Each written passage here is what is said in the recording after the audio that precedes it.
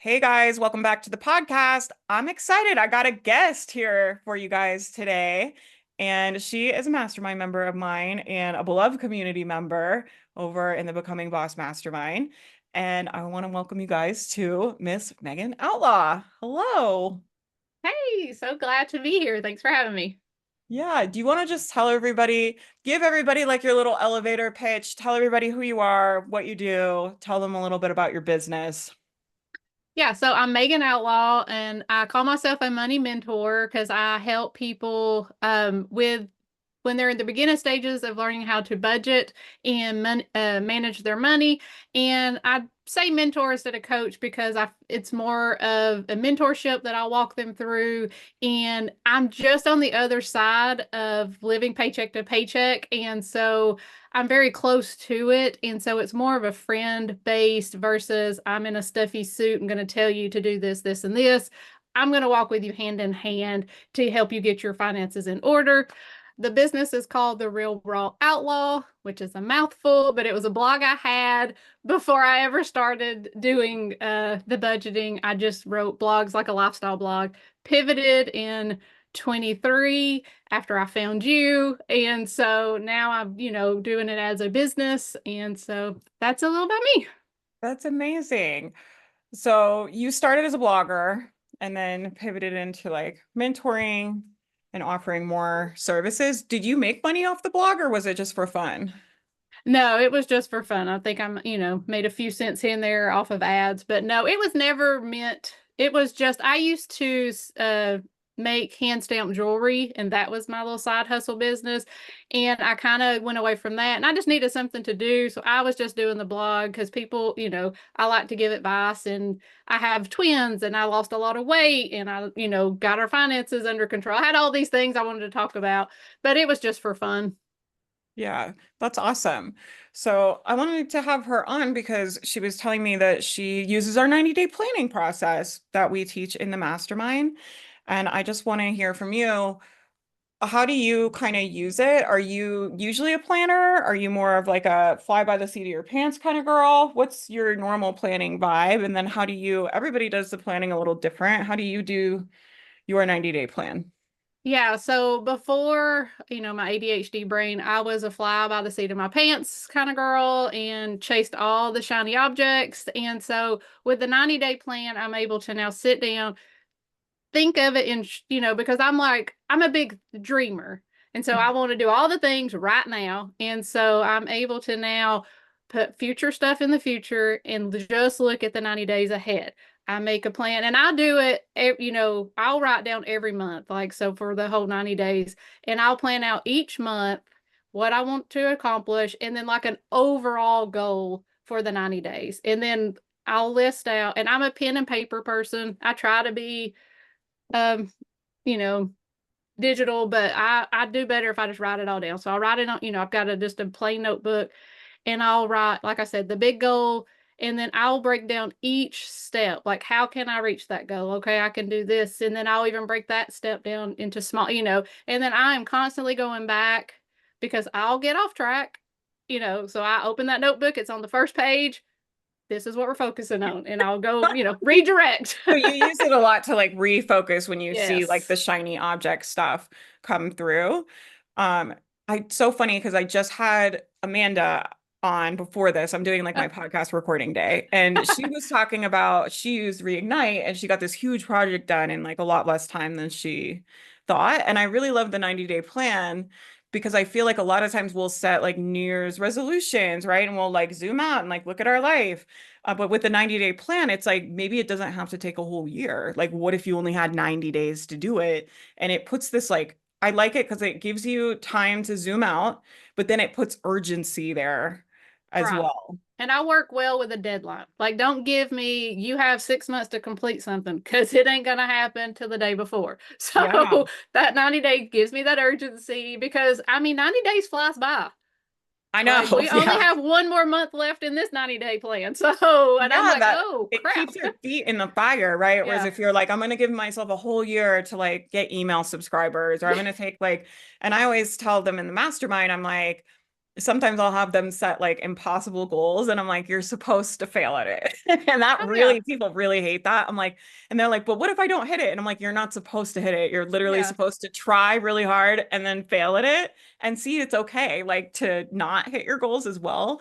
Do you Oh have any yeah. stuff like that? Because I feel like a lot of people are scared to even make a plan because they're like, what if I don't follow it?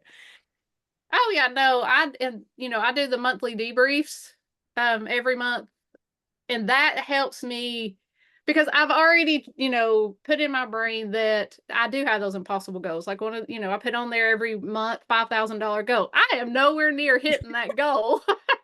But I put it there Yeah. because I'm going to be there one day, and this is the steps I have to take to get there. So I do make those impossible goals, but I've told myself in the beginning that, and think, because I listen to, all your coaching calls and all the different things in the mastermind, I know I'm going to fail. And so I'm okay with it. I'm like, okay, I didn't have a $5,000 month, but because I did this, this, and this on my plan, I had a $200 month. That was better than my $100 month the month before. So, it helps to stay on track for Yeah. sure. Well, it's what you make the failure mean, right? So if you set a $5,000 goal and then you don't hit it, and then you make it mean I'm never going to be successful, I can't follow a plan, this is never going to work, like that can be really painful.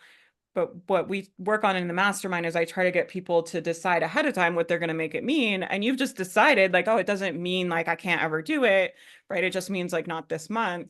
And I'll offer you guys too, like, I tried to hit a $10,000 month for over a year before we hit it. And I failed at it every month over and over again. And this is a goal I set publicly in front of the community. And I got to the end of the year and I had to be like, I did not hit my goal. And we actually didn't hit it till March. But now the business brings that in every month, right? Right. And it's like, would I ever have built a business that just brings that revenue in every month if I was scared to try, right? But because I had that goal, $10,000 of revenue every month, my brain was like going to like, what do we need to have in place? Why aren't we hitting it? What's going wrong? And I was problem solving that whole time to hit the goal. So I think like I like that you have the $5,000 goal. Yeah. Honestly, I think that's how I Well, built my whole business. yeah. And, and part of that is I also know if I was to just stop now, I'm never going to hit that goal. But if I keep going every month, I'm going to hit that goal eventually. Like it is going to happen. So, Time is a huge element in entrepreneurship. I think people really underestimate that. I said this on our coaching call, I think it was this week, but I was talking about, most startups and businesses don't have an expectation that they're going to cash flow the first year. mhm, And I think there's a real sense of entitlement with online businesses, with people coming in that have never done marketing, that have never developed a product, that have never run a business, that they think they're going to cash flow the first year. Is it possible? It's possible, but it's not very likely, like in what right. I've seen, right? And I just think about if startup founders had that mentality of like, well, if I'm not making money in the first 3 months, it's never going to work. Where it's like most startups, most restaurants, most businesses take, people understand like, oh, it's going to take a few years of like Yeah. investing time, investing energy, investing money. And they understand they're building an asset that eventually is going to cash flow and like pay them, right? But they don't have the expectation that it's going to happen tomorrow. So I like that you're like, I'm just going to keep it moving. Yeah.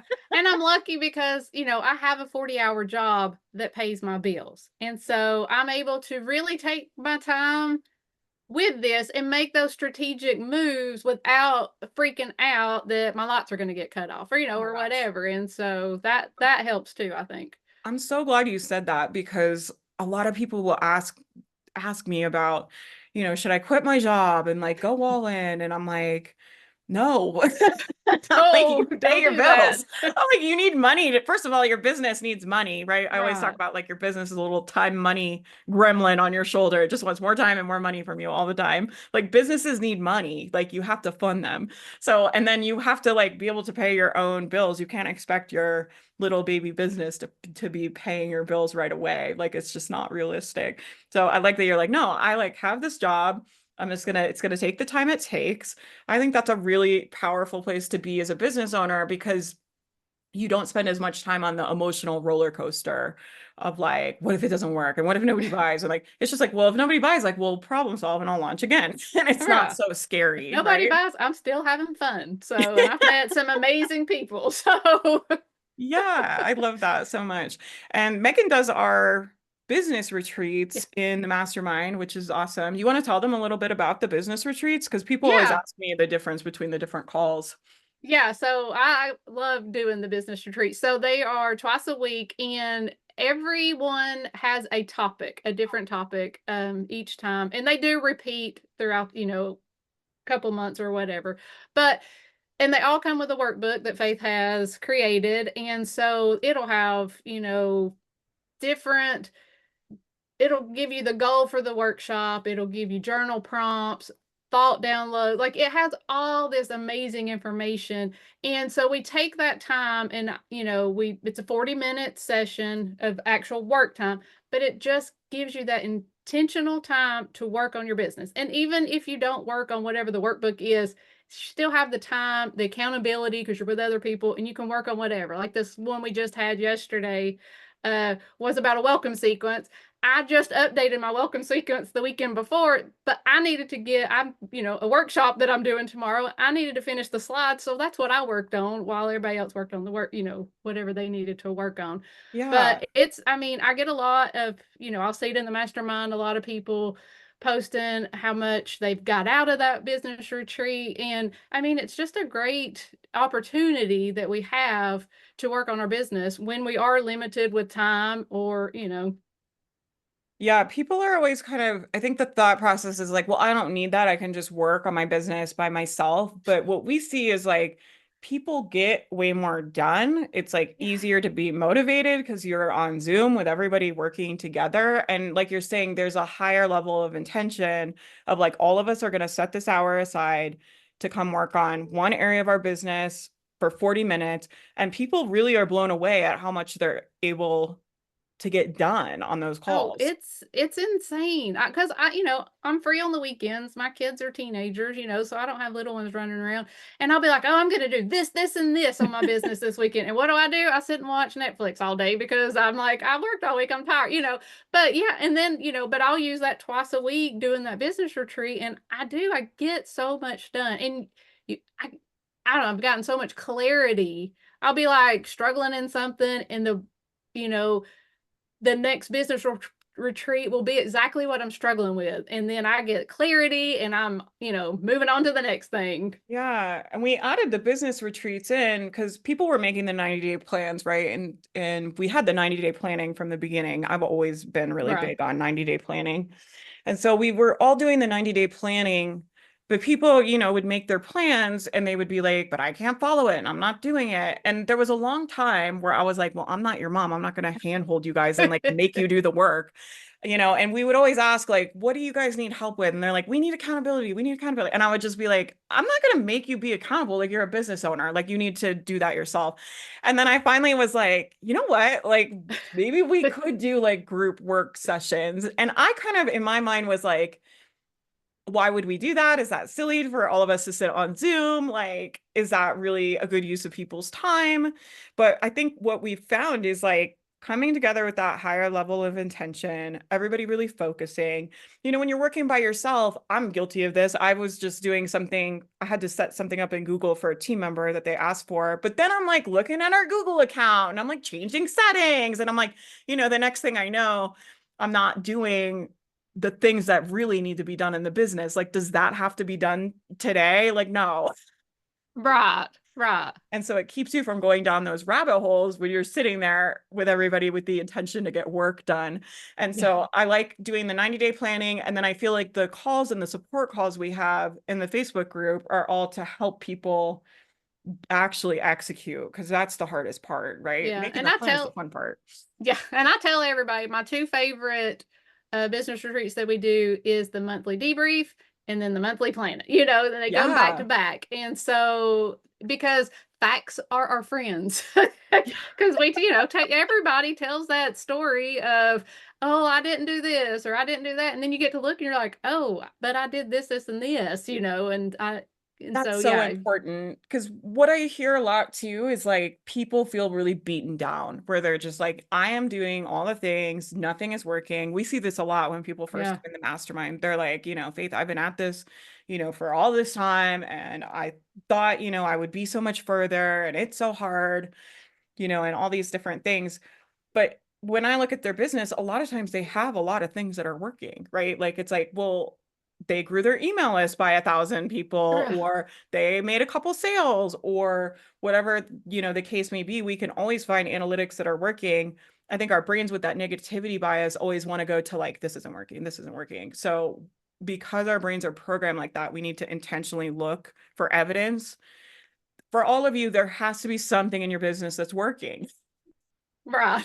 There just has to be there. So go on a little data fact finding mission when you do your monthly planning of like, what did I get done? Like, what is going well? Like, where is the evidence that it is working?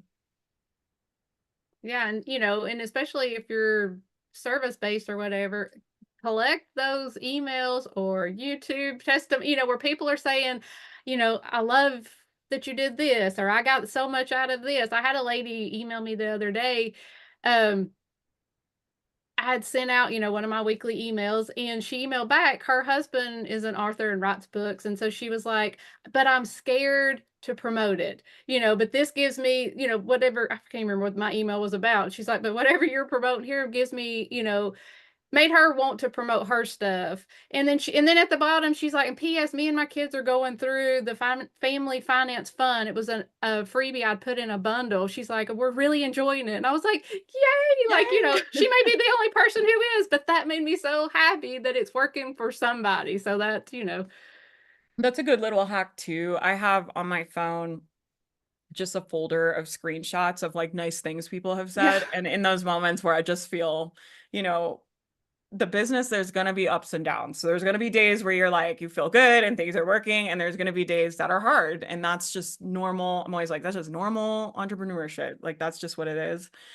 And so one of the things I do when I'm having those down times or I'm struggling is I'll just go through my phone and read Yeah. that stuff. And it really does help. So I think that's a good hack. Like, save that, Yeah. maybe print it out, save it in your phone.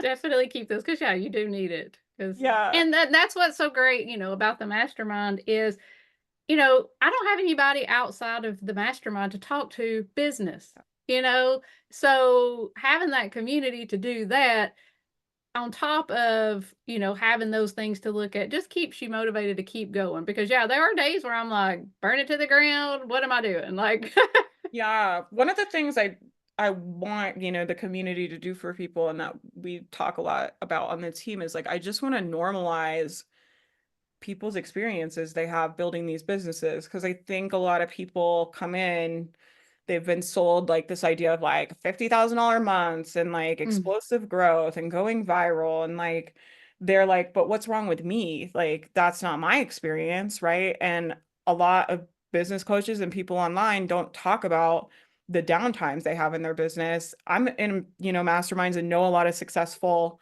entrepreneurs, and a lot of the people you guys see that are super successful, they have hard times in their business, yeah, like that you guys wouldn't even imagine.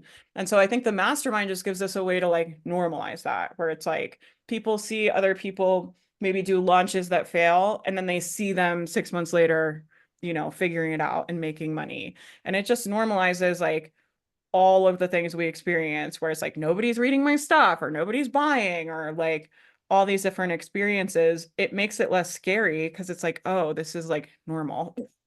well, that's what I love, about how you teach things. You don't give us a cookie cutter plan. This is what you need to do to be successful. You're like, no, you tell us, the truth. You're going to have ups and downs. The best ideas come from our brain. I go to that all the time. Like, that's my go-to thing. The best idea comes from my brain. There's Yeah. no right or wrong. Try it, and if it works, it works. If it don't, try something else. And so that has, gave me freedom in my business, because if you're online on social media, you see all those people and how they're successful, or they got the perfect curated Yeah. Instagram. Like And it's everybody like, else is having fun but me. yeah. And I'm like, no, like, this is working for me. It's gonna, this is the way I'm doing it, and I'm gonna find the right people who want to work with me. Yeah. Yeah, that's been a struggle, I feel like for me in the mastermind, I always am like walking this line of like, I always want people to be reliant on themselves. I never want people to be codependent. Like they have to come ask me, like when they make business Yeah. decisions. So even when they come to the coaching calls, I'm trying to explain to everybody how I'm thinking it through and why I'm asking the questions I'm asking. Um, but it's hard because it's also like I have to give people enough information and enough structure that they can navigate that. And I feel like we finally kind of got the sweet spot in there where we have the boss framework, we have the 90-day plan, we have the stuff about picking your lead gen, your nurture, your sales stuff. And so we give you some structure, but I'm not going to make your decisions for you, right? It's like you still have to decide all these things as a business owner because a lot of programs I was in, it was like people were just giving people these formulas and Yeah. they weren't really learning how to think like an entrepreneur. No, because even if I don't do, 6 months from now, I decide not to do this anymore. I have learned so many skills that I can use that in my real job. I can use that in, a new job, like, but I've learned so many skills because I've had to learn how to do it myself. You Yeah. troubleshoot it. I mean, I never thought I could design a website. Like, I don't have that tech skills. I've got really techie kids, but I was not that person. With And everything so, coming online too, I think the skills yeah, like that people are learning are really valuable. And like, we see this a lot where people are working on building their own business, but then they realize, oh, like I could have a website design side yeah, hustle, or people are like asking me to do graphics, or I'm people are want me to manage their social media and right. like, I thought about doing some VA work because I'm like, because I love the back end stuff and sometimes, and I think we do things better for other people than we do ourselves sometimes when it comes to the oh, it's back end way stuff. easier on other people's Yeah. businesses because you're So, not but I'm attached to like, it. I totally could do that on the side. So but that is not in my 90-day plan. That is a future There you plan. go. Yeah. That's So, but something it's, we teach in the mastermind. You make your 90-day plan, and then when you have an idea, you don't execute on it right then. You put it on your idea board. yeah.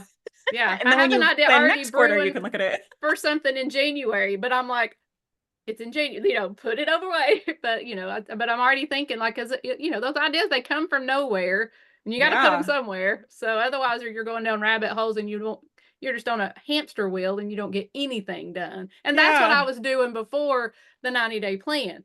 I was trying to do all the things and getting nothing accomplished. And I had no direction and I had no, and so I'm moving forward. I have, quadrupled my email list. I Oh have my made gosh. sales now. I did not do that the 6 months before. That's That's when I started amazing. before I got in the mastermind and learned this. So that's, yeah, you gotta have the Gotta plan. have the And you gotta, plan. Gotta have the plan. Well, I really had to like get disciplined about this too, because I'm an idea haver. Like I oh have yeah. probably 100 ideas a day, but I really, especially with the team and stuff, I really have to be intentional about the stuff I put on their plate because it literally costs me like, I Yeah. mean, when you're not paying with money, you're paying with time. So it's costing you either way.